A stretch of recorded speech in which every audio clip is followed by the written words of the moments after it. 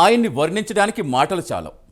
తెలుగు రాజకీయాల్లో తనదైన ముద్ర వేసిన నేత, కారణ జన్ముడు, చనిపోయినా ఇంకా ప్రజల హృదయాల్లో బ్రతికే ఉన్న జననేత, ఏ రాజకీయ నేతకు దక్కని ప్రజాదరణ, ఆ పేరే ఒక సంచలనం.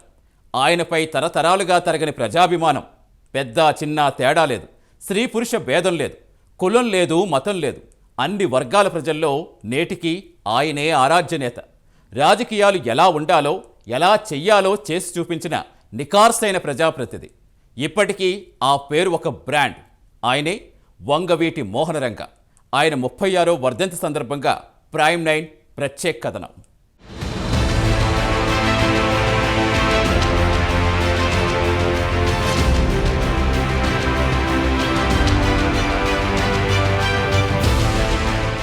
నేడు రాజకీయాల్లో కొందరు దాచుకోవడం దోచుకోవడమే అసలు సిసలైన రాజకీయంగా భావిస్తున్నారు. రాజకీయాలకు నిర్వచనమే మార్చేస్తున్నారు. అసలు ప్రజాప్రతినిధి చేయాల్సిన పనులు చేయడం లేదు. తమ బాధ్యత విడిచి తమకి సంబంధం లేని విషయాల్లో జోక్యం చేసుకుంటూ పెత్తనం చేస్తున్నారు. వ్యాపారాలు, సెటిల్మెంట్లు చేస్తూ ఇదే నిజమైన రాజకీయమని భావితరాలకు చూపిస్తున్నారు. అయితే ఇలాంటివి ఏమీ చేయకుండా కేవలం ప్రజల కోసమే బ్రతికే వాళ్ళు కొందరుంటారు.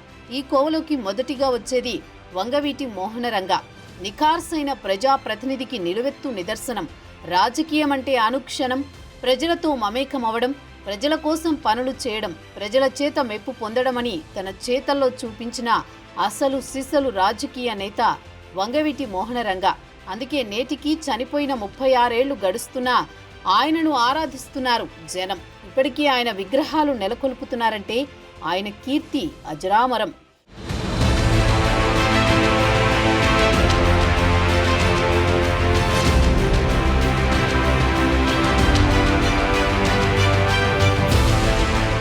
వంగవీటి మోహనరంగ నేటి తరానికి కూడా ఒక ఎమోషన్. పార్టీలకు అతీతంగా ఆయనకు అభిమానులు ఉన్నారు.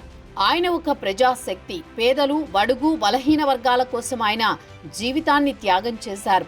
ప్రజలందరూ సమానమేనని చెప్పిన భారత రాజ్యాంగాన్ని బాగా నమ్మిన వ్యక్తి. అందుకే అందరికీ జీవించడానికి తిండి, బట్టతో పాటు గూడు కూడా కావాలని బలంగా నమ్మిన వ్యక్తి. దీనికోసం ఎవరితోనైనా, ఎంతవరకు అయినా, ఏ విధంగా అయినా పోరాటం చేశారు.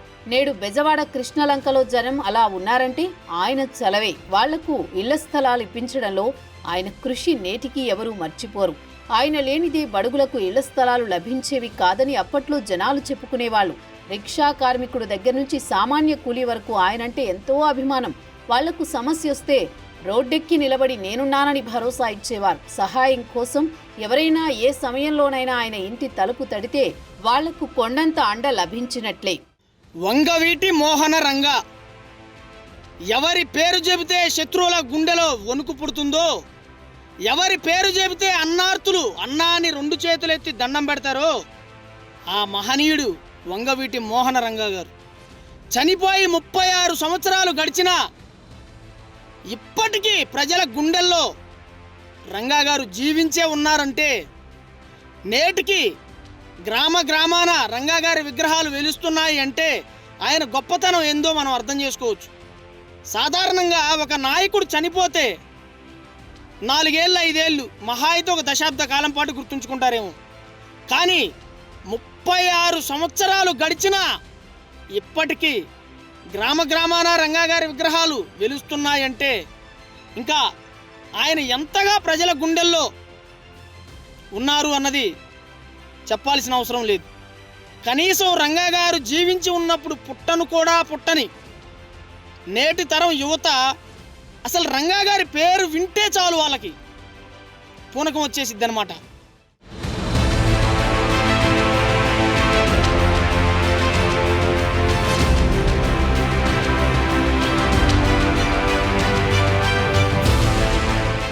కుట్రలతో కులిన రాజకీయ వ్యవస్థలో కూడా తనదైన, తాను నమ్మిన రాజకీయాన్ని చేశారు వంగవీటి మోహనరంగ. విద్యార్థి స్థాయి నుంచి విద్యార్థులు రాజకీయాల గురించి తెలుసుకోవాలని, ఎవరు ఎలాంటి వాళ్ళో తెలుసుకుని ఎన్నుకోవాలని భావించి విద్యార్థి సంఘాన్ని స్థాపించారు వంగవీటి సోదరులు. వాళ్ళు స్థాపించిన UI విద్యార్థి సంఘంలో పనిచేసిన ఎందరో తర్వాతి కాలంలో ప్రజాప్రతినిధులుగా గెలుపొందారు. వయసుతో సంబంధం లేకుండా ఆయనను అనుసరించారు జనం. ఆయన బయటకొస్తే ఏ సినీ హీరోకు రాని జనం ఆయన కోసం వచ్చేవారు. ఒకసారి ఆయనను కలిస్తే చాలు అనుకున్న వాళ్ళు చాలామంది ఉన్నారు. గెలిచిన తర్వాత ప్రజల వైపు కన్నెత్తి చూడని రాజకీయ నాయకులు ఉంటారు. కానీ వంగవీటి మోహనరంగ అనుక్షణం ప్రజలతోనే మమేకమయ్యేవారు. ఆయన నివాసం నిత్యం ప్రజలతో నిండిన దేవాలయం మాదిరి ఉండేది. వచ్చిన వాళ్లను ఎంతో ఆప్యాయతతో పలకరించి వారి సమస్యలు అడిగి తెలుసుకునేవారు. సమస్య పరిష్కారమయ్యే వరకు పట్టువదలని విక్రమార్కుడి వలె పోరాడేవారు. సత్యాగ్రహంలో ఉన్న ఒక వ్యక్తి, అది రాత్రి వేళ, నిద్రిస్తున్న వేళ, నిరాయుధుడిన వేళ, పక్కన రక్షణ కూడా ఎవరు లేరు, ఆయుధాలు కూడా లేవు, పక్కన ఖాళీ కడుపు ఆమరణ నిరాహార దీక్ష చేస్తున్నాడు. చనిపోయే వరకు నిరాహార దీక్ష, ఆమరణ నిరాహార దీక్ష పొట్టి శ్రీరాములు గారు చేసినట్టు. అలాంటి వ్యక్తిని దారుణంగా హత్య చేస్తే అది మహాపాపం కాక ఏమవుతుందండి?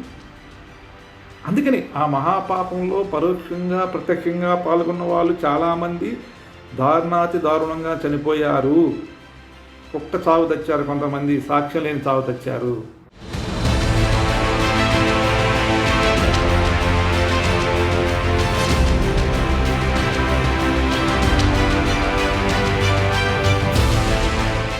డిసెంబర్ 26 వచ్చిందంటే తెలుగు ప్రజలు ప్రపంచంలో ఎక్కడ ఉన్నా రంగా పేరు తలుచుకుంటారు. 1988 డిసెంబర్ 26 తెలుగు ప్రజల గుండెలు పగిలేటట్లు ఏడ్చిన రోజు.